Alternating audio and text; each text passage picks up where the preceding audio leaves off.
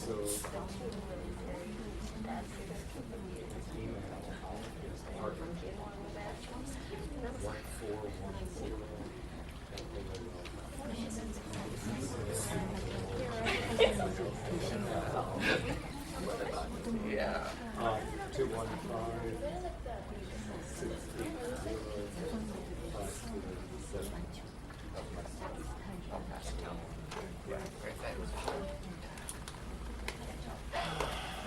Okay, let's go. Well, good afternoon, everyone, and I hope you'll all join me in welcoming Fabiola Kim, who we have on the screen over here.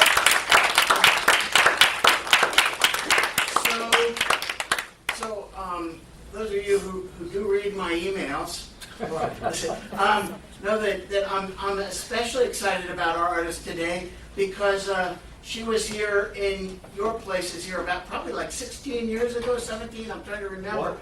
She was with us when the YCO performed on From the Top, and since then she has won a million concerto competitions and other things, has been lauded by the New York Times, attended Juilliard School and the Colburn School, so not too bad, and now she is assistant professor of violin at the University of Michigan and a violin teacher at the Colburn School. So not too bad. I think you're doing okay. We're so thrilled to have you. She also heard a number of my goofy sort of dad jokes back in those days too, as those of you do nowadays. But we're so proud to have her with us today and to work with two of our students. Our first student today is Elliot Anderson, and Elliot is going to play the Dance Espagnole by Fritz Kreisler, originally by Emmanuel de Falla, and his accompanist is Ramsey Reyes. So we'll just go ahead and have Elliot play for you. Thank you, and welcome.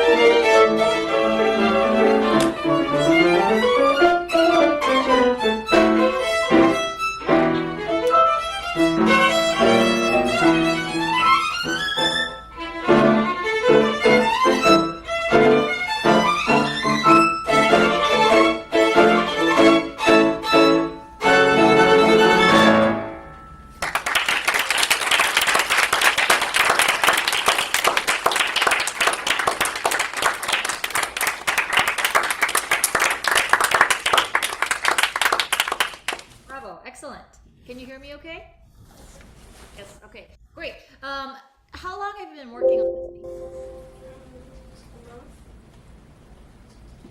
A month.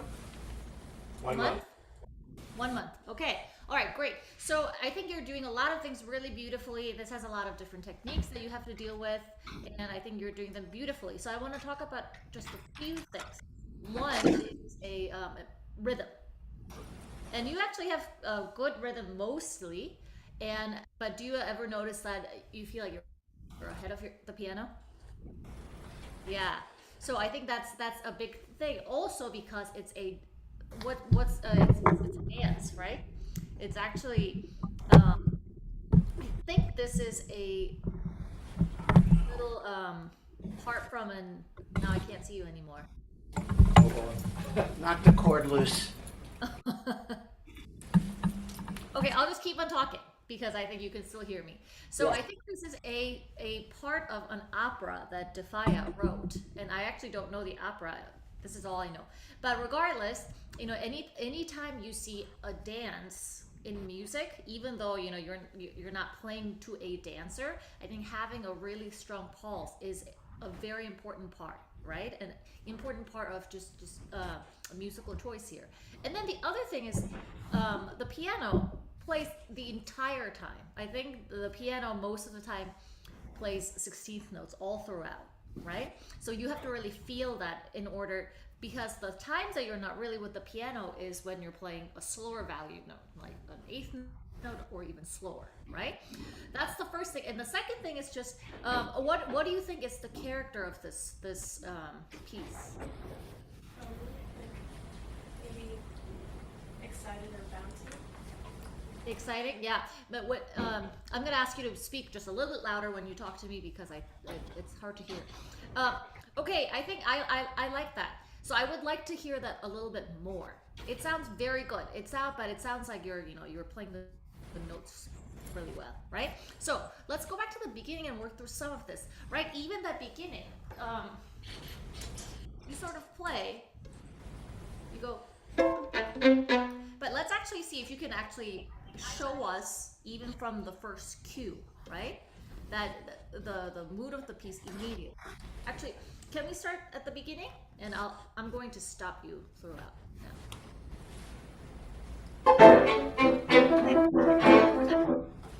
One more time. How are we cueing the piano? What are you thinking? Are you subdividing? Or are you? It's you play in an orchestra here, right? In a string orchestra. So how important is the conductor's upbeat? Very important, right? So if it shows so much information, it shows the tempo, it shows the mood, right? It shows dynamic, right? If you're playing something big, the conductor's not gonna go and expect you to come in big, right? So you have that role now, even with your cue. Yeah? Let's try that one more time. That was better. That was better. So I think you're going 1 to N. Can that be really rhythmically accurate? So subdivide inside, right? So and you can think in your head 1 to N, right? 1 to N. Yep. Bump. One last time.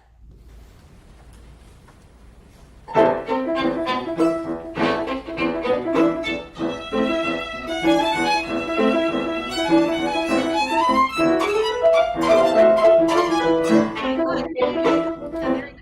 So we're gonna work on this first phrase for a little bit, maybe just by you for now. Now, the first 4 bars and the next, let's say next 4 bars, do you think they're the same character? Yeah, pretty much. Yeah, but maybe they're slightly different, right? The first part is much more rhythmic, and I think this is much more singing. You agree? So now, I think the first 4 measures have to be really rhythmic, which you're doing well. But I want you to play that maybe a little bit under tempo by yourself once. Now let's see if you can actually really catch these notes much more clearly. Yeah, by yourself. Good. So even that first note, right? violin playing, I talk about rhythm a lot, but of course, playing actually with the beats in rhythm is important. But the other part of rhythm is actually articulation, right? You work on articulation? Yes, I think articulation is really important. Everything is an articulation, right? Even when we speak, we articulate, right? And what we have as violin players, and this is one of the main reasons I love the violin, is our ability to play really legato, right? We're able to, within the same bow, change our sounds much, much more successfully, I'm sorry to say, than a pianist can, right? Piano, start and the sound has to decay. We have the bow, which I think is pretty magical. But then on the contrary, we have to work on articulation a little bit more, right? Piano is a hammer instrument. You click or you play, and then it sounds. So can we actually just start right on the second note once? Try to catch yourself. Good. What if we actually make all those notes the same length? And that would add, I think, a little bit more drama to it. Better. Yeah. One more time. Good. Now, can we add the first note? But you're going to get the same kind of articulation. Okay, one more time. Ah, good. And I'm going to say one thing, which is that, what is the dynamic of your pizzicato? I can't hear you. Piano. Okay, piano. So one rule I always live by is don't ever think piano on any pizzicato you play. Pizzicato in character is already piano, right? It's very different from anything with a bow, right? So anytime you see a pizzicato, just think much louder. Ignore the piano, okay? Don't tell anyone. I said to ignore the composer, but ignore the piano. Let's now start that one more time, still by yourself.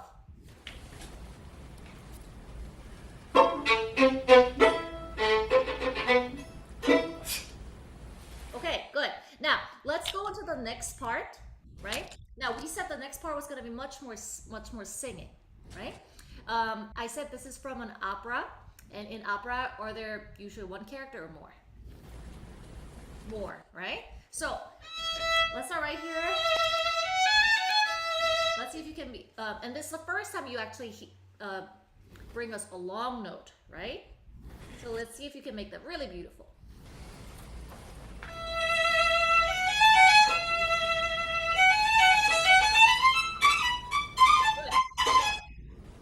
You're doing that in first position. Now, you have the long note, which you play beautifully. Then, this was something completely different. When you're singing, you can't really do that, right? And we talked about legato. See, can we try to have legato throughout the bow change? And in order to have a legato throughout the bow change, you have to have the same bow speed at the end of your bow and at the beginning of your bow. Does that make sense? So if you play at a certain speed, then very different, then it won't be legato. This is something that I live by with everything, right? So try one more time. See if you can save some bow so that you actually have enough bow for the bow change.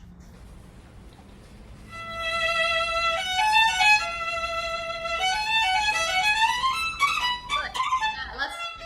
Let's do the second one more time.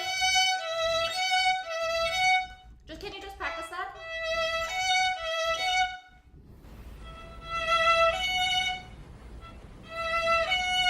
Yeah, let's do the second one where I think you're doing that on first position, right?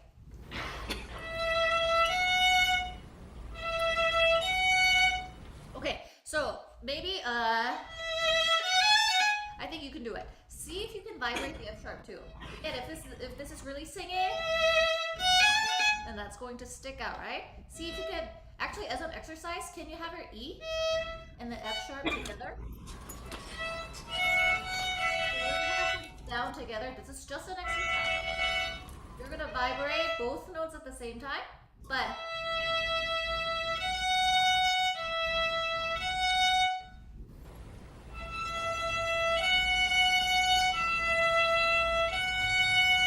so feel like your vibrato is always constant, right? All you're doing is changing your finger. Do that a few more times.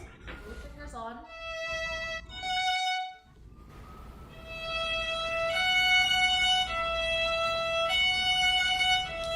Good. Think about the bow speed, right? Same bow speed. Now, don't have them on, but see if your first finger can actually anticipate just a little bit before.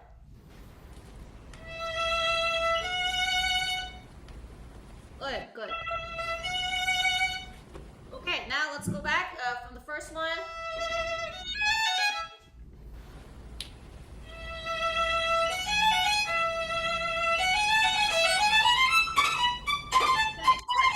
Yeah, much more beautiful. Now, you have that twice, right? The melody, you have ya da da da da da. First time, ya da da da da da. Now, the third time, you're going somewhere else, right? What happens? Very, very simply speaking, what happens to the music? What do? It goes up. It goes up. Yeah, can you show us? Now, right? And you're playing it exactly the same with the same amount of bow. Can we actually use more bow as you go up? Let's try that. What is the goal of that? The E, right? Right? Can we actually really go there? And then the E has an accent and everything. I think you can really increase your bow speed on the E. One more time. Yada-ba-ba-ba-ba-yum. Good. You know what was really nice also is that after you played, you actually followed through, right? You didn't stop right here, right? And this is it's a weird phenomenon, but actually physically, if you can actually follow through after you've lifted the bow, the sound travels better. Okay, so that was really excellent. Now let's go back to the beginning and try with piano. Don't forget the cueing in tempo and in character, right?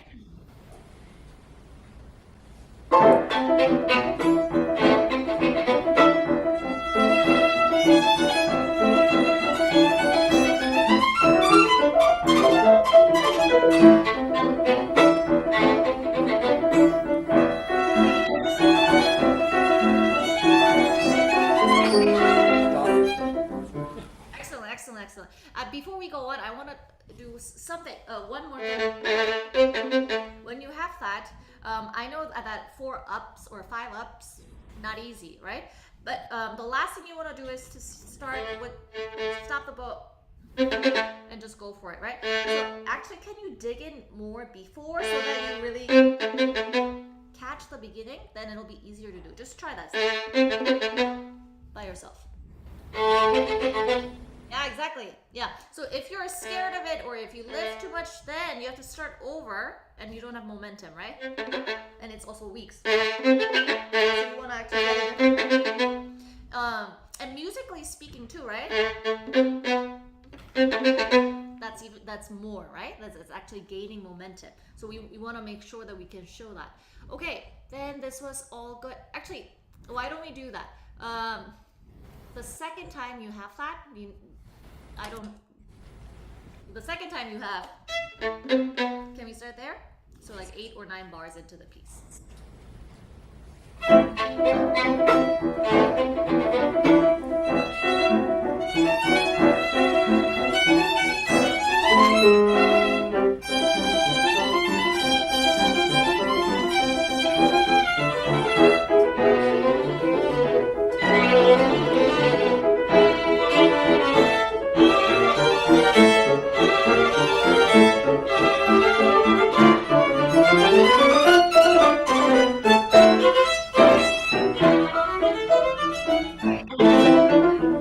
Very nice. So when you have on the G string, right? Then you have it a few bars later again, right? Which ones again? When I'm looking at a piece with very similar repetitions, right? But we need to make something out of it. I like to look at what's different. Does that make sense? We all know what the similar are, right? Because we've heard it. Now we know that ya da da da da da da ya da da da da da, that's the same figure, right? So what's different about the first one and the second one? Well, the first one is just on the G string, and the second one is on the A and E string. Yeah. Second one's higher, it's got more notes, it's more difficult, right? But I would actually show that. So maybe, and also the piano one, of course, in this piece, even piano should have really, really great articulation. We talked about that, right? So articulation can come from right hand, what we talked about, right? The catching and all of that, but it can also come from left hand, right? Especially when you have, it's all in a slur, right? So actually do something for me. Can you play that all in separate bow? Once, just that much. Okay, good. So that would be articulation with the right hand, right? Now, but I want the bow to be very, very, very smooth, right? Now, can you try to imitate that with your left hand? So maybe just really lift a little bit higher.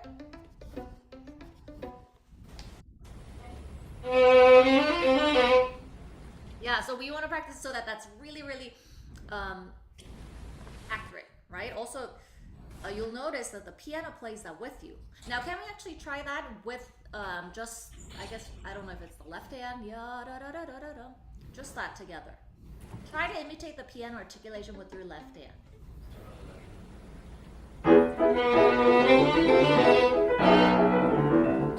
Yeah, good. Yeah, can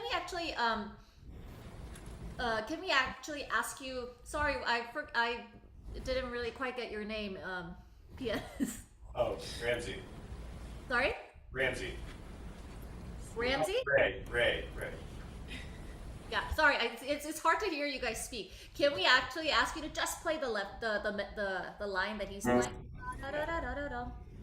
Together, just that. One more time.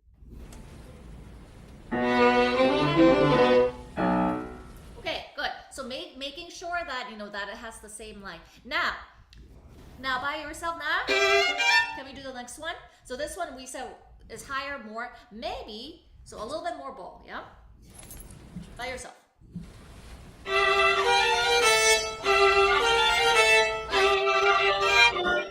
Good. Again, same thing.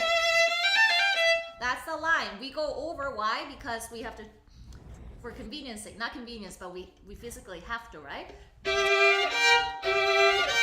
But can we actually really connect it? So again, this part of the bow is what? Weak.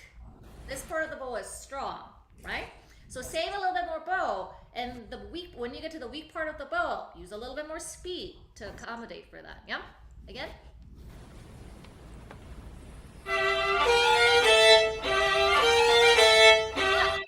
Yeah. Now I hear much more of every note. Now, don't be afraid. Don't be scared to go to the very tip of the bow. I love the very tip of the bow. I love the very, very frog of the bow. I think our bow is already too short. Yeah, so let's actually use every inch of it. So, start again. Really get to the tip. Yeah, one more time.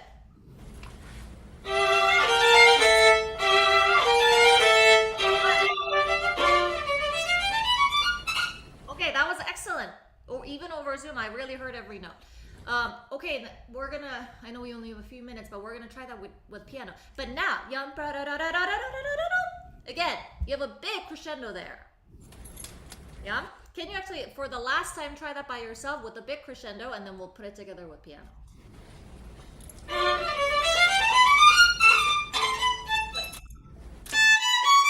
Can you think a little bit more about your up bows?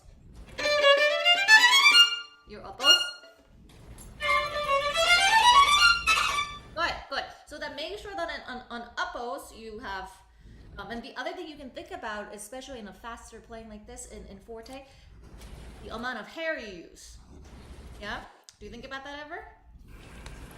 Sometimes? Yeah. So as you get to the higher string, especially here, You really want to use all of your hair, right? And does your teacher ever tell you to play with a straight bow? Not very often. Maybe you already play with a very straight bow. But straight bow is important. And you know what straight bow helps with? Is actually if you have a straight bow and if you have a lot of hair, it helps your bow skidding, sliding, right? Especially, it's hard to stop your bow from sliding sometimes when you play fast, yeah? And that's usually because you don't have a very straight bow, not you, but you in general. It's because one doesn't have very straight bow. Then what happens? You don't have enough resistance, so it's easier for bow to skid. Or you're using too little hair. Again, then not enough resistance, so then it's easier to skid. But if you have a straight bow and a lot of hair, it's harder to skid. Does that make sense? Yeah, sometimes you might want to just try that. It's that's so much easier than to do that. Okay, but we're not gonna do that. But so one more time, thinking of a really, really straight bow and lots of hair. Good. And can you vibrate the top note? Good, excellent. And when you get there, continue. Don't disappear immediately. And this is very, very true in all of music. We get to where we're going and then we immediately go somewhere else, right? We worked hard to get there. Enjoy it a little bit, okay?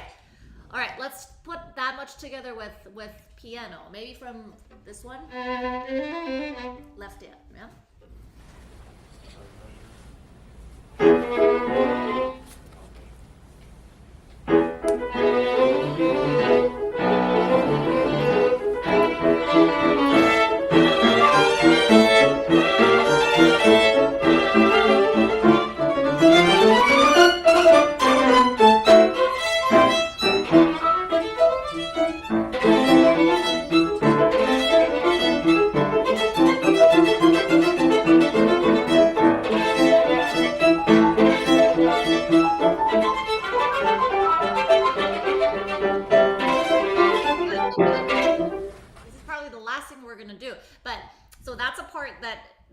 Did you hear yourself not quite together with piano?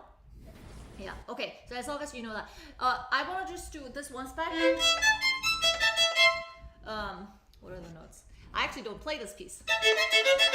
Right, when you get there, so do you see, do you have, maybe you don't remember it by heart, but you see there are actually accents on the down bows, right? Why do you think that is?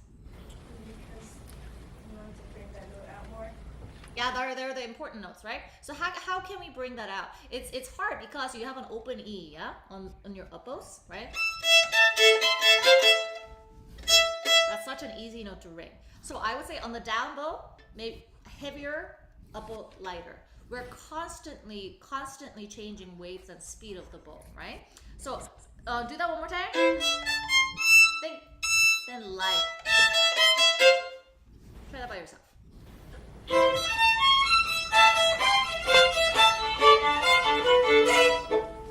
Good. And yup, up, up, yup. Can we actually follow the line just a little bit more? One more time.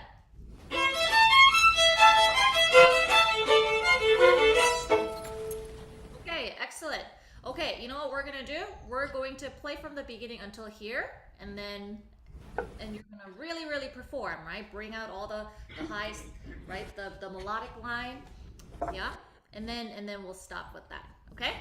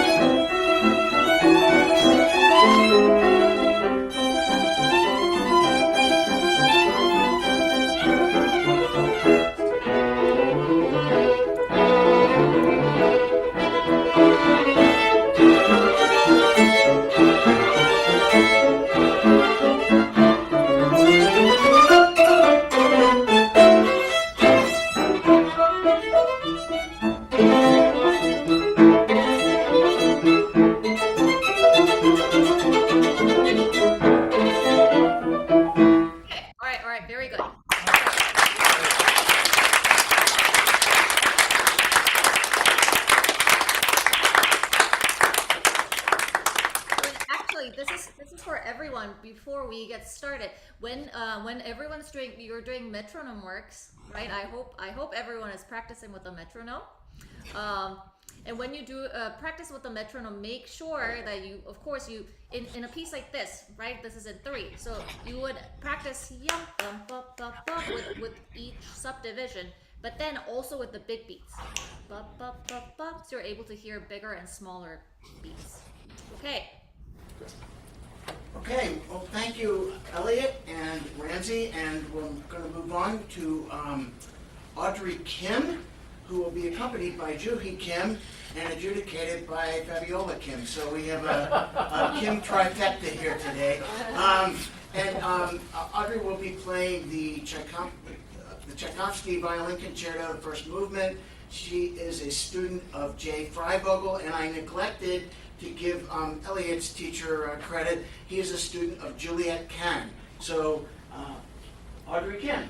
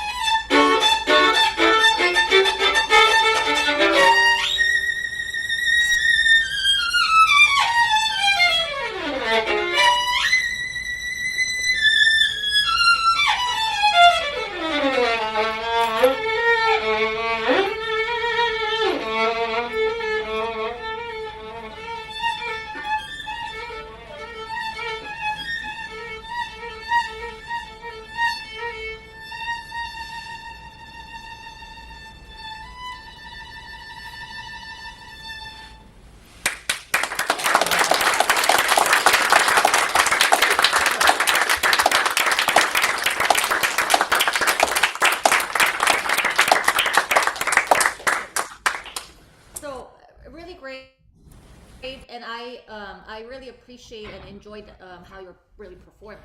You know, you had a really good, you have a very good stage presence even over Zoom, and you know you have a nice way of just actually making a conversation with an audience, which is great.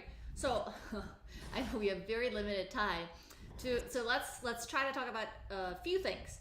And I'm gonna mention a few technical things before we get into anything really Tchaikovsky, but it's all related. So you know the part when you go, all of that. I was watching your left hand, and okay, see if you can see my left hand. Can you see my left hand pretty well? I'm seeing your fingers being a little bit late like this. And this is from a personal experience. If you can actually have all of your fingers down, even going on all the way, this is gonna be much cleaner. Yeah, and then you're a few things. It's gonna be much cleaner, and even though it might be a little bit confusing at first, it'll be much easier. And then you will have fewer accidents. And so I call this blocking. You know, so there are other places too that I would block a lot more of left hand. For example, even in the all of this, if you can block your fifths a lot more.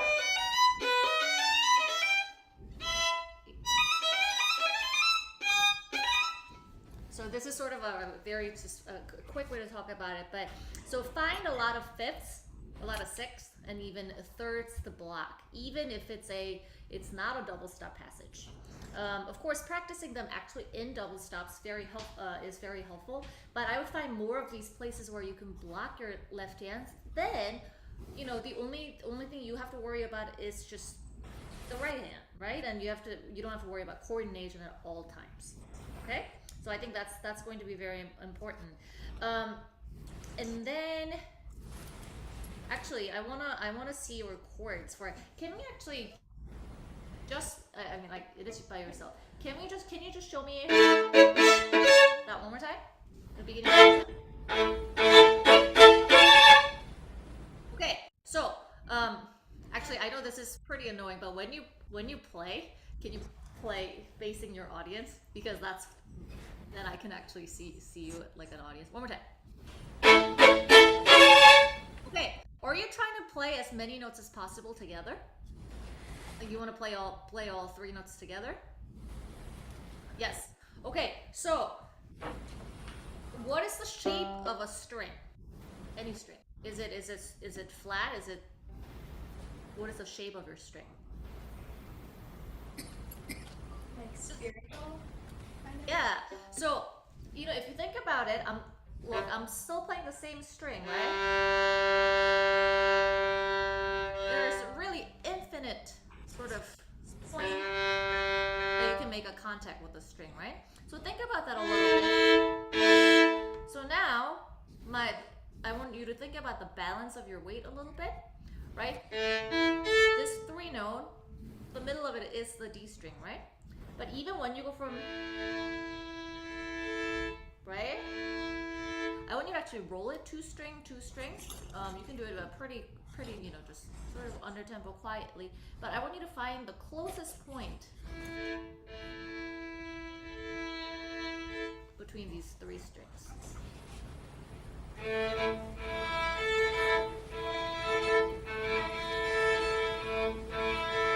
Yeah, can you actually do it where you just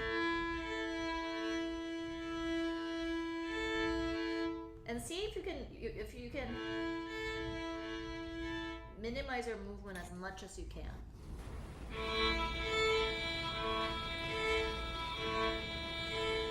Yeah, pretty good. Now try something else.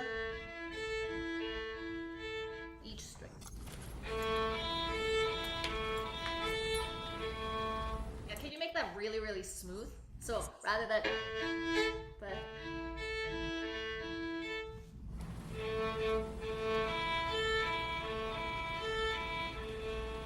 Yeah, it gets harder as you go up, yeah?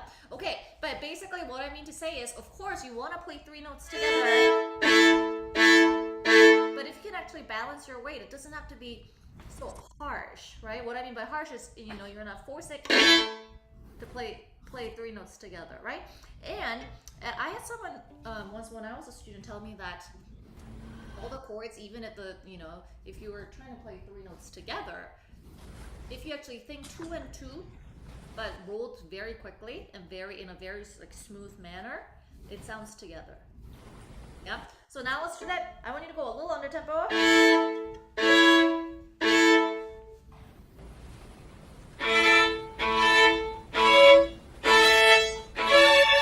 Good. And now, each note, can we get a little bit more sound? So, and I want you to think about the shape of your bow as being more circular, right? So it doesn't stop here, but.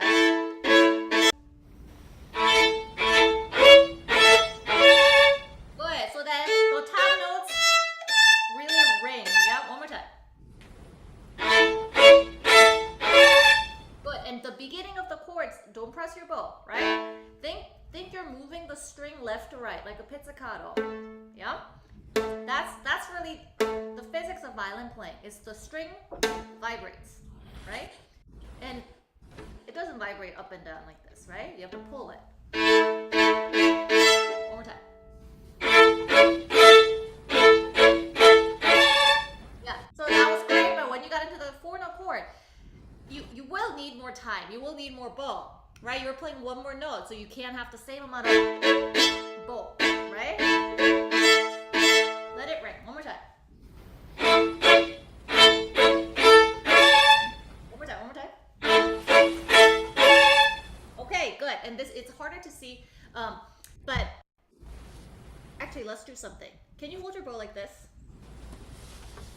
Yeah, I want you to really, and this is an exercise that I actually do sometimes just to really relax.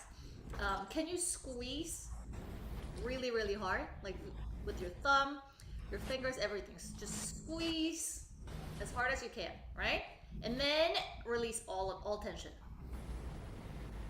Okay, I'm gonna do that one more time. Really, but put your bow like this, yeah. Really, really squeeze, and then release. Yeah, the reason why if you with your bow like this is even if you drop your bow, it'll be in your hand, right? Okay, now can you put your violin on? Just the violin. And I want you to really squeeze. And with that position, put your bow on the string.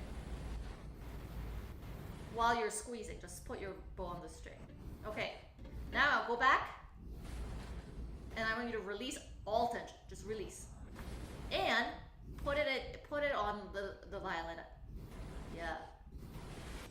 You feel the difference? Yeah. And when so now, with that state, really, really relaxed, I want you to play the chords, but the bow will feel a little bit heavier in your hand. That's okay, right? I always say, if I can't feel the weight of the bow in my hand, then I'm squeezing too much, okay? And so I want you to, mostly in your pinky, this area, I want you to feel the bow pretty heavy. And let's try it. Yeah, better. So if we squeeze too much, we're going to kill all the sound, right? All the vibrations, and then we end up forcing more, okay? All right, the other thing I wanted to talk about is all music, well, of course, there are passage work and more, fast spots and all of that, but there are longer notes and shorter notes, right? Even we have long, then moving long, right? And it's only when your longer notes are connected by your short notes where that's the only way the phrase will actually go on, right? And I thought that I was feeling a little bit too much of the beat, just all throughout. Ya, ya, da, da, da, da, da. And I think it's because the long notes don't connect with the short notes. So I think you need to think of all the shorter moving notes a little bit more melodically. Does that make sense? Even something like this, right? It's a fast spot, but you have the longer note, but connected by those shorter notes. Does that make sense? And all I heard was a little bit, so that it didn't really connect. And this being a violin concerto, right? You're gonna be playing this in a large hall. Concertos are performed in larger halls, right? Because you have to fit an orchestra. So those shorter notes will already get swallowed if you don't actually, exaggerate a little bit. Before I want to go back to the beginning, but actually, can you just do this spot? Good,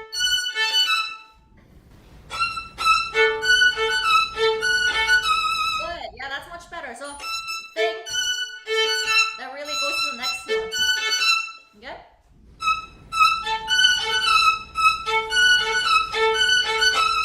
Yeah, much better. You understand what I'm talking about? So, let's, for once, actually skip the very beginning cadenza. I can work on that cadenza for hours and hours. But I want to let's get into the main piece, and I want you to think about how you connect with these moving notes. Okay? And turn a little bit. Turn back to the audience. Yep.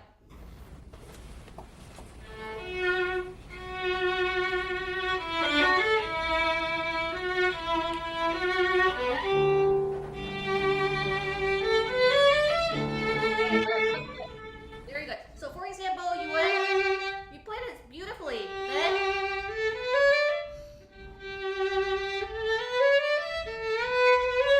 can you be really lyrical through all of them? Let's just take that as an example. It's also because you have a shift, right? So I actually changed my bow on the A, and I don't want you to change your bowing, but I'll give you a reason why I do that. And I think in the future, especially when you get older and then you have to make your own decisions on fingerings and bowings, right? This way, I have a legato already when I'm changing or when I'm shifting. This way, you have a bow change and a shifting. So it's just much harder to actually connect it. But let's keep your bowing. But can you make sure that you are singing through your shifting?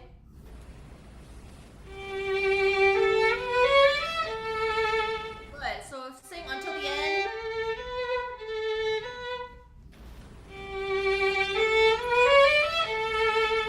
Now, what if we vibrate that A? Good.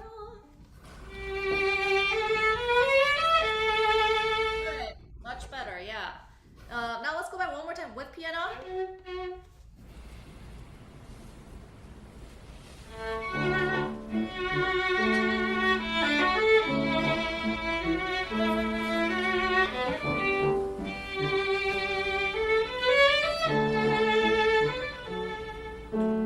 Beautiful, beautiful, beautiful.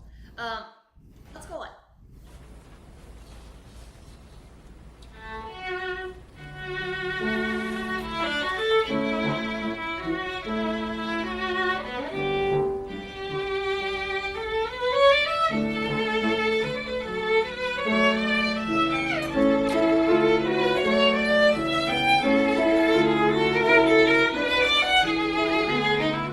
So now, if you do that fancy fingering, make sure you actually, again, go to the top of that, right? And if you're doing it, but then we don't actually hear it because you're worried about the shift, okay? Okay, but we're gonna move on a little bit because we don't have too much time. Can we go, here. So this is a sort of a back to articulation when we talk about it with Elliot. What is Tchaikovsky most known for? It's ballets. Ballet, yeah, exactly, right? So, I in this concerto, I think about that a lot, just movement too. And this is because I hear it a lot in the space. We tend to do. We don't hear that though. But at the front, this is much easier, right? But dancers can't just, they don't leap on one side and then can't do it on the other side, right? So try something. Can you lift the bow? So we have same articulation.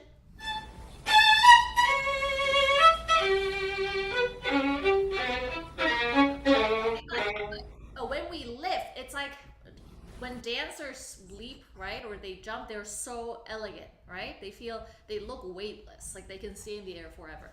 Same thing. Can we make this so vibrate the note and have enough bow and feel like you're using the bow in the air?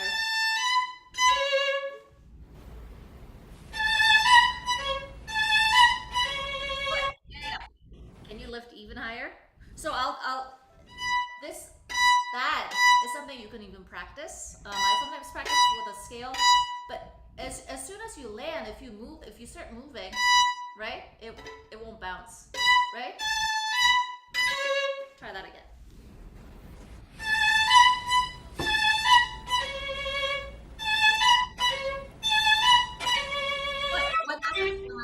And when you lift, can you vibrate?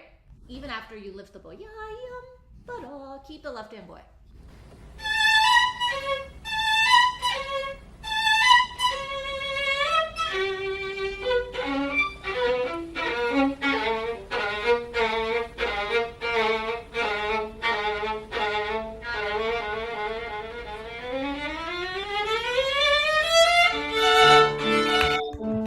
Good. And as a last sort of thought, when you have a long passage of fast things, right?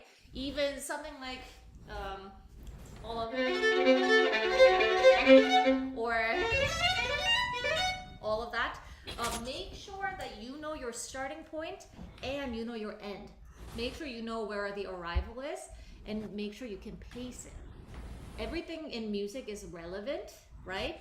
And I always tell my students that you want to seem like you have endless reserve and power, right? You want to seem like you have endless amount of flow, amount of power, amount of sound, right? And you can really trick the audience to think that. No one has endless power, but some people seem that way, right? So you can trick the audience by knowing what your maximum is and then really, really pacing it. Otherwise, you either peak too early or you don't get to your maximum, right? So all of these places with a lot of sequences, I want you to think about that. Does that make sense? Yeah. Okay, all right, great. Thank you so much for playing for us today.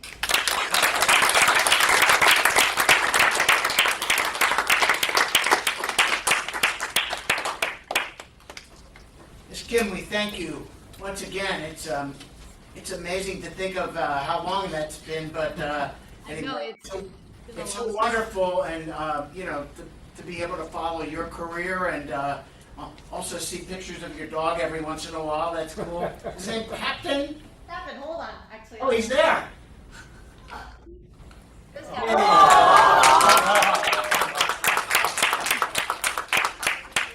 Yeah, it's wonderful being here. And actually, if I may say so, Mr. Huxell, you look exactly the same. It's all done with mirrors and special camera work. No, but thank you so very much for being with us today, taking out of your schedule, and for working with these students. Thank you to Audrey and to Elliot, and we hope we'll see you again when you come to Philadelphia. Come visit. I definitely will. All right, everyone, thank you.